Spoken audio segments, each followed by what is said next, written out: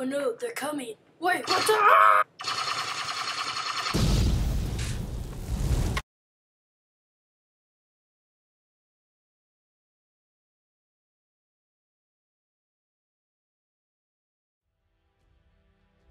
Hello guys, I'm back and I hope you guys liked the video.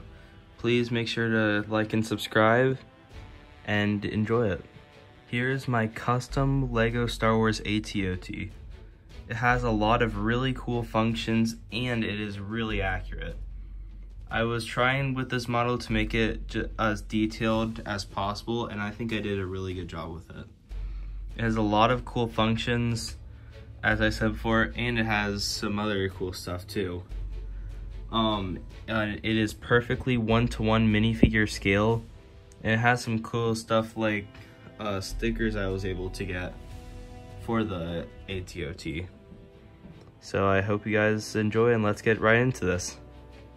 So first I want to talk about how this is minifigure scale. Now if you guys didn't know what minifigure scale is imagine each one of these minifigures is a real human, how big the build would be compared to the real human or the minifigure. I think it can be pretty difficult depending on what you're doing, but it can also look really cool if you're building a cool mock or a giant display, and I think this is looking amazing. So for the functions of it, if I can scoot this around, let's start with the head. So first, this can lift up and you can take the top off. If I can, it's just held in by one stud there, but it has a really strong connection. And the top is, it doesn't have a ton of detail, but I think it looks good for what it's trying to achieve. On the inside, you can see there is the seat where the clone trooper sits. He has a control panel and he has a small window to look through the front. You can put the top back on, and I think it looks really good once it's all here like this. It has a really cool side window and a really cool front window. My favorite aspect about it is that the back of the head is completely flat, and I was able to achieve that by getting some tiles along with bricks to line up perfectly, and I think they look really good. I was also able to use a bunch of different curved pieces to make that mesh kind of thing between the head and the body. Okay, so now let's talk about the legs.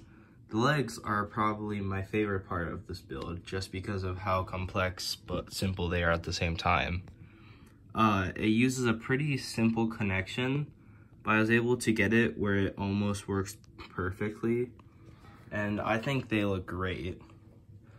Some of the cool things about it is how I used online design software called Stud.io to digitally design it. And then I went into Bricklink and ordered all the parts separately. And I think it's turned out looking really good. It uses a simple connection with some Technic right there. And it goes up all the way into the inner part of the body. And then it also connects to this, which is probably one of my favorite parts of the leg, just because it uses these round pieces that I don't have in my normal collection, but now that I have them, I am really happy that I was able to make it look so good and accurate. So now let's talk about some other stuff. So another really cool part about the legs is the fact that they work so well with the body. As you can see here, the legs pretty much perfectly align with very little gap in between, and it ends up making this really smooth transition, which is really accurate to the actual model. So yeah, there was a lot of things that went into the making of the body, and I think it turned out looking really good. There is 40 seats on the inside, and it all works really well because even though there isn't tiles, each minifigure can be held in by friction. So if I take a minifigure here and just kind of put him right there, and then if I put him right, it's hard with one hand.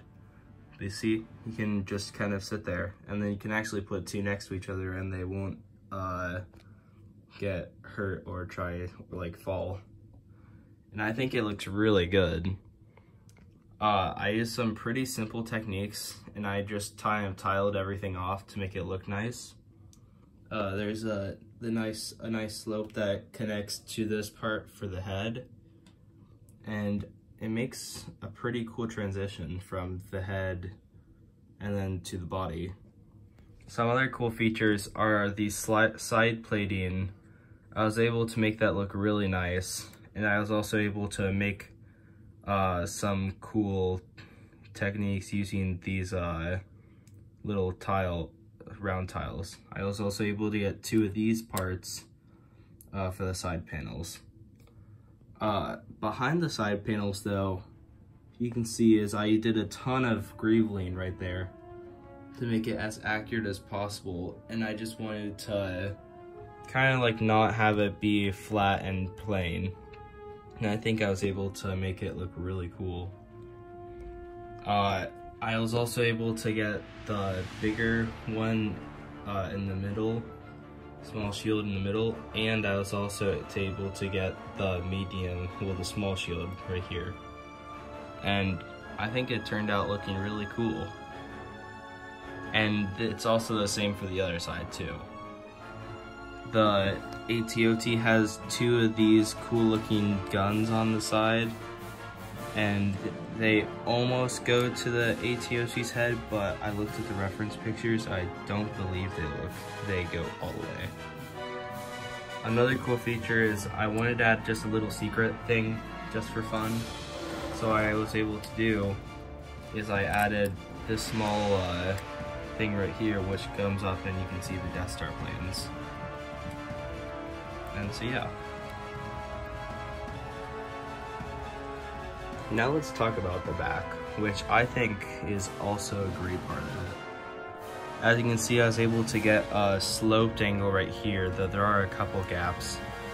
But I don't think it takes away from the model. I think it looks pretty good. Another thing it has is it has two cool looking bubble turrets, which can be angled and can spin with a pretty good range of movement. Now for the back ramp, I wanted to make it so it wouldn't fully go down at this weird angle or anything like that.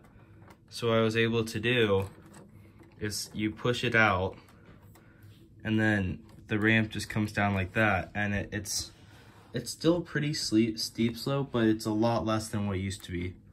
And then you can also push this out a little bit by two studs, and it gives it just a little bit more clearance from the actual AT-OT itself.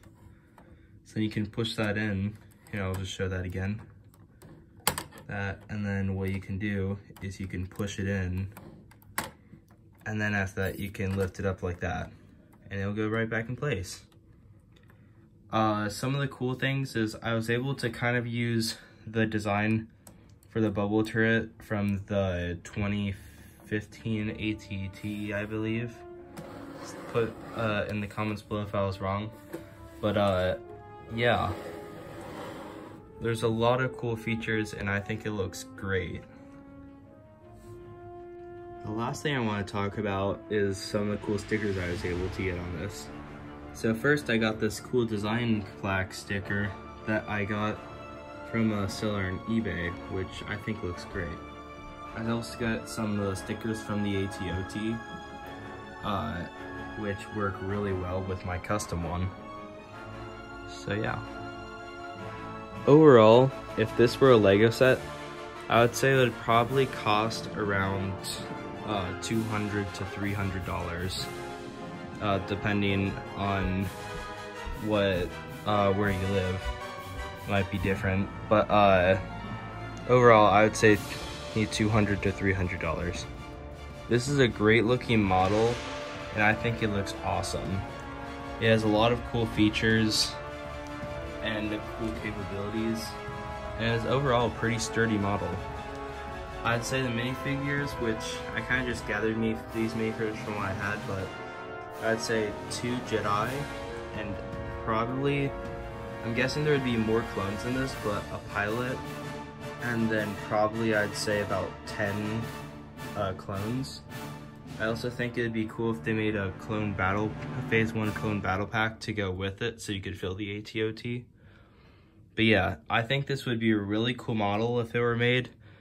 And yeah, this model would cost me about $180 from the legs and certain pieces from the head of the AT-OT. But the rest of the pieces I was able to get from my own collection, and I think it looks great. So I hope you guys enjoy, and I'll see you guys soon for some more. Bye!